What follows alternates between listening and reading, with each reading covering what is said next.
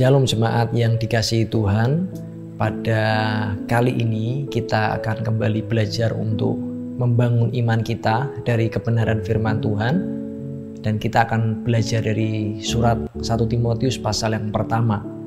Kita akan melihat dan belajar bagaimana Paulus mengingatkan kita, gereja Tuhan, untuk waspada terhadap setiap ajaran, terutama ajaran-ajaran yang menyesatkan.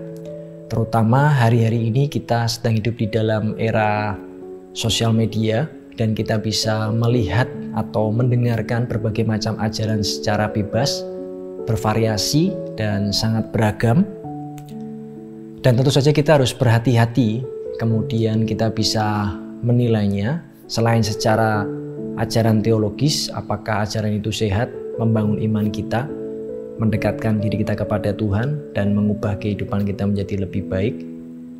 Yang berikutnya kita bisa melihat dari buah dari ajaran itu.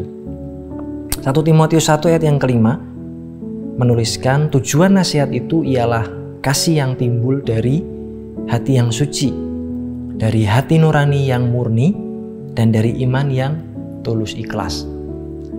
Paulus mengingatkan Timotius untuk menasihatkan jemaat pada waktu itu untuk mereka berhati-hati terhadap ajaran palsu yang buahnya adalah menghasilkan pertengkaran, perpecahan, pertikaian, kemudian ada hal-hal yang kosong, tidak tertib hidupnya. Itu buah yang dihasilkan dari ajaran-ajaran yang salah. Dan sebaliknya Paulus menginginkan, merindukan, tidak hanya Paulus dan Tuhan merindukan kita sebagai jemaatnya, sebagai gereja, sebagai orang percaya untuk bisa mendengarkan ajaran yang sehat dan juga membangun hati yang murni dan tulus dan iman yang tulus ikhlas, dari hati yang murni dan iman yang tulus. Untuk bisa memiliki hati dan iman yang tulus ini, kita harus mendengarkan ajaran yang baik tadi, sehingga ajaran yang benar itu tadi akan memurnikan hati kita. Lalu kita memakai iman kita untuk kepentingan Tuhan dan gerejanya, bukan untuk ego manusia kita. Sehingga ketika kita mendengarkan ajaran yang benar, yang sehat, yang alkitabiah, itu bisa memurnikan hati kita, memurnikan iman kita, sehingga nanti akan nampak di dalam hubungan kita dengan sesama. Maka hari ini kita perlu melihat apakah ajaran kita yang kita dengarkan itu sudah benar, sehat, dan alkitabiah. Kita bisa mengeceknya, kita bisa mereviewnya, mengevaluasi dari hidup kita sendiri dan komunitas di sekeliling kita. Apakah banyak pertikaian, banyak pertengkaran? Bukan berarti tidak ada konflik, karena konflik itu merupakan bagian dari dinamika gereja ataupun dalam sebuah keluarga. Tetapi tetap dalam suasana yang sehat, tetap saling menghargai, saling mendengarkan, saling bisa menasihati.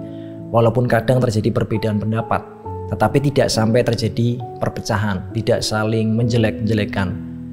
Nah, itu yang perlu kita lihat dan yang Tuhan mau kalau seandainya hari ini masih ada pertikaian, ketidaktertiban di dalam hidup kita, kehidupan bersama dalam gereja, kita perlu merefleksikan diri kembali.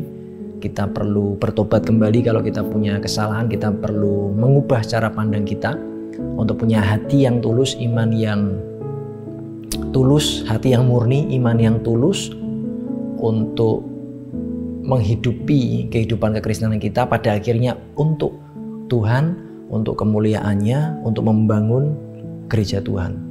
Mari kita lebih rela mengalah satu sama lain demi kepentingan Tuhan dan kepentingan gereja Tuhan. Tuhan Yesus memberkati.